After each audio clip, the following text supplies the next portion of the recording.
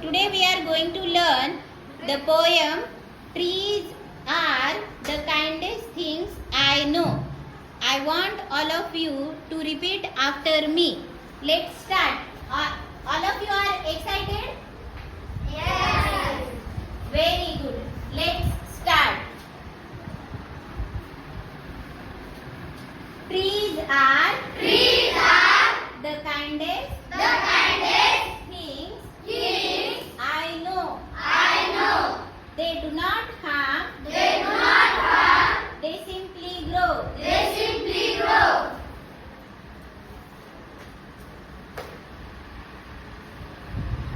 And spread a shade for sleepy cows.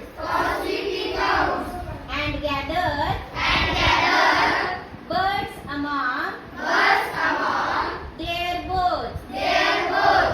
They give us fruit in the leaves above. And wood to make our houses. And leaves to burn on Halloween. In the spring, new birds of green. They are the first when they begun to touch the beams of morning sun.